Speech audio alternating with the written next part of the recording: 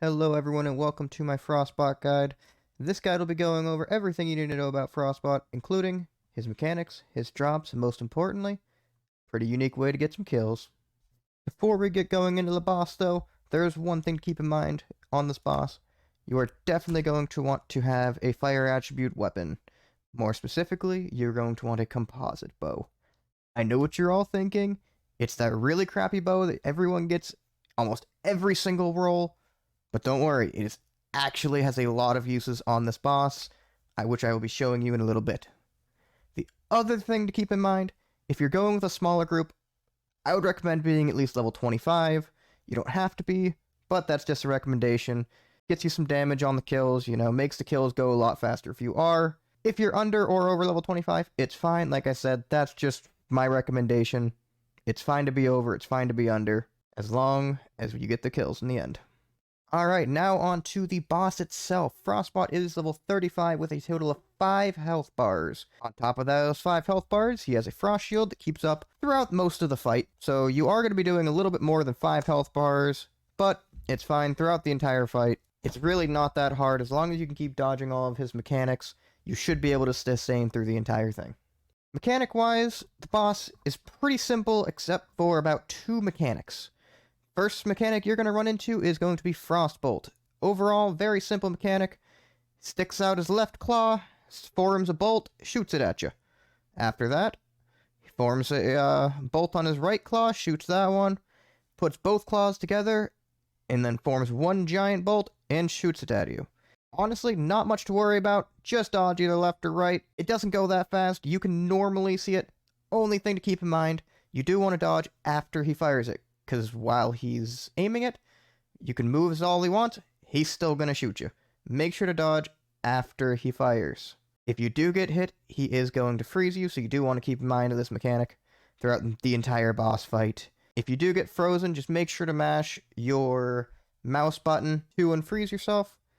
Besides that, there's really not much to worry about this mechanic, just make sure to dodge it. If you do get hit by it, it can be a pain to get out of it, but overall, it's not that hard of a mechanic to dodge. The second mechanic to keep in mind of on this boss fight is his charge. This is going to happen throughout the entire boss fight, but it's pretty simple overall. He's going to put both claws and his head down, he's going to glow red, and he's going to charge at a random player. This is very simple to dodge, but you have to watch out because it's not a charge straight. It is a charge towards that player, and it will follow that player. So if you are the player being followed by it, dodge when he's a little bit closer to you so that you have time to get out of the way, but he doesn't have time to maneuver towards you. If you are a player that's not being charged, you don't really have to worry about much. Just make sure to avoid the player that's getting charged at. You will get hit if you're not avoiding them. If you do get hit by this mechanic, it's pretty simple. All it is, it's just straightforward damage and a knockback. Not really much else to worry about. Not like the Frostbolt. You don't get frozen or anything. You will get knocked back, but nothing else to worry about there. The third mechanic you're going to see during this boss fight is what I call the physical tornado. I call it that because I call his other ability the frost tornado. That comes afterwards. For now, don't worry about it. This is a pretty tricky ability to dodge, honestly. He is going to start this ability off by getting as close as he can to the player, put down one of his claws, pivot on that, and spin. For the player being chased, you have to watch out. It's very, very, very hard to dodge. You can dodge it if you dodge at the time that his tail is going to hit you. Not when he starts spinning, not during, or not like halfway during a spin. It's when his tail is about to hit you. If you dodge it then, you can get a perfect dodge. You can actually get quite a bit of damage in on this one. It's very hard to dodge though. Most times you're not going to dodge it. You don't really have to worry about too much, though. It is a lot of damage. You will get knocked back, but you will recover from it. It's not a one-hit kill. You don't have to worry about that. Most times it doesn't target the same player. It will every once in a while. But if you're going with a large enough group, it's not going to target you all the time. If you are being targeted, just make sure to eat up. That way, you don't have to die from it. It's not something you should be dying from. Like I said, it is a harder hitting ability, but it's not something you can you can't just avoid it, You can avoid it. And number two, you can still survive. It's damaged, but not a whole bunch. Alright, the fourth ability that Frostbot has is going to be his Frost Shield. Frost Shield is exactly how it sounds. It is a shield of frost. The only thing to keep in mind, though, when he pops this shield, you want to break it as fast as humanly possible for the sole reason of when it spawns, there's a little maximum bar. That maximum bar, if it hits the top before you break the shield, he will activate one of his next abilities called the Frost Tornado. You want to avoid that as much as possible, so try to break the shield as early as you can. If you can't, don't worry about it. We do have a way of surviving the Frost Tornado, but if you can, all the better. The fifth ability that you're going to run into is the boss's Ground Slam. Again, it's one of the easier abilities. The boss comes up to you, and instead of either pivoting or trying to hit you, he's actually going to raise one of his claws. Instead of, like the tornado, he puts it in the ground. This one, he's going to raise it. As soon as you see that, just dodge away. Either left, right, backwards, forward, it does not matter. He will be in a perfect standstill while doing this ability. Very easy for everyone in the entire group just to bash on him with as much damage as possible. One thing to keep in mind, though, is for some reason this ability does freeze the ground when he does it. If you're on land, you don't have to worry about it, but if you are in water, it does freeze. It doesn't do any damage or anything when it freezes, but it still does. For the sixth ability, we have what I like to call the Frost Tornado. This is the ability that makes this boss an actual boss. A lot of players who don't know what this mechanic is will end up falling to it. You have to be very, very careful. First thing to know, how to see it coming. The boss is going to back up and put both claws out. They're going to open up and start spraying a frost/mist or snow, whatever you want to call it. It's going to start spraying that. As soon as you see that happening, you know this mechanic is coming. If this mechanic does manage to hit any players, it will freeze them, and that player will need to be unfrozen or else it will end up in an instant kill. The player will be frozen and completely still with not being able to do anything. The players around them will need to have a fire attribute weapon and hit the player 5 times to free them. This is why I suggested you guys bring a composite bow. As weird as it sounds, I know it is the worst bow in game. It's the first bow you get. Almost everyone has. If you look at your pools, probably a million of them. But the ability, the discharge ability, is amazing for this boss fight. And let me tell you why. So, if you guys don't know, the discharge ability, when you pop it, will shoot arrows into the sky and rain down on your opponent. In this situation, each of those hits, or each of those arrows, count as a hit towards you being frozen. So it is the almost fastest way to get unfrozen if you do get frozen. So my suggestion, as soon as this mechanic pops, use your composite bow and dash towards the boss. That way, no matter who gets frozen in it, you are getting hit constantly by those arrows.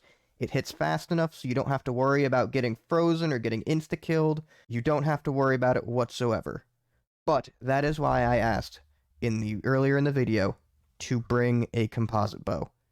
I know, like I said, it's weird, but now that you guys at least hear the thoughts behind it, and you'll see later on this process actually working, just know this bow is what makes this kill. You don't have to have it, but you will go running back and forth a lot between your respawn point and the boss fight. There is one way that you can essentially negate this mechanic completely, and that is trying to break his frost shield as fast as possible. Remember, like I said earlier, if that maximum bar goes all the way up, it will force him to activate the ability. Like I said, just try to break it as fast as possible. If not, just use the bow. Easiest way to go about it. But sometimes you'll be able to skip the mechanic. And the last mechanic we have is what we call the Big Freeze. This happens after you take down 2 health bars, so as soon as the boss hits his 3rd health bar, he will start adding this mechanic into his rotation. Very, very simple mechanic to dodge, but a lot of people don't see it coming. All you have to do, make sure you're watching the ground. If you see a large red circle show up, make sure to jump and stay in the air. I can't stress enough how much to stay in the air, because if your foot is even close to the ground while he does his ability, you will get frozen. It is a long freeze. It is a lot of damage. You don't want to get hit by this. I've seen a lot of people fall to this. It's not something you can just be taking the entire fight. It's okay if you take one or two, obviously. Just make sure you're getting healed up during the in-betweens. And now the part that you have probably all been waiting for. You don't want to take this constantly. Can you get from Make sure boss? Just to jump, stay in the air. Most kills take, if you have a ranged weapon, 20 to 40 minutes in the air with it. You better be getting something good, and let me tell you, just make sure to attack a couple times, wait for the ice to disappear, land, random SSR and then go weapon. Back to your attack. You can get a Huma Matrix, random SR weapon, hover cannon shards, Frostbolt matrices, random R matrix chip, weapon battery 3s, and matrix data pack 3s. Like I said, most kills take a little while, but in my personal opinion, your SR weapons and your SSR weapons 100% make up for it. You know, that's what's making the world boss farms fully worth it. But overall, you do actually get very good drops from this boss. Pretty simple boss overall. Should be a pretty easy boss to farm. Getting to the actual boss arena is very, very simple. We are standing here right around Navia Bay. We're actually at a space rift, North 7th Day Forest. Kind of look around, see what's around here. Most players should have this by now, but as soon as you come out of the space rift, you're going to be standing here. All you're going to do, take a left, and you can actually see his arena already down there. I just like to kind of glide down. Probably speed this up for you guys. Not a very enjoyable part, but now that we're down here, we're going to keep going forward. You can already see where his chest is. Let's see if he spawned on this server, and he is. Yep, right around there. Most times, I like to sit right around here. That way, when I'm calling out for trying to find a group, I can easily find one before he aggroes like that. I'm in the middle of a fight, that's why he's aggroing. But, pretty easy to escape him from here as well. Just crawl up on any of these. He can't hit you from up here. See, he's already running back away. So, either way, like I said, either sit on that rock, sit up here, it doesn't matter. But, this is how to get to him. Very, very simple. Just teleport to this space rift, take a left, and jump on down. He'll be caught right here in the middle. And now, for the best part of all, putting it all together, going into the actual kill. I'm not going to talk over it. I'm just going to let it play, and you guys can watch. You can see all the mechanics in this kill. The entire kill lasts about 30 or so minutes. I'm going to put timestamps to very important parts of the boss fight, like probably 1 or 2 of every mechanic. You don't have to watch the entire thing. I don't expect you to watch the entire thing, but it is a great kill. I'll definitely make sure to put a boss or a timestamp for when the boss fight starts, when he starts using his big freeze ability, and probably closer to the end as well. Just so, like I said, you guys get a little bit of mix of all of the different times. But with that said, let's get right into the actual fight.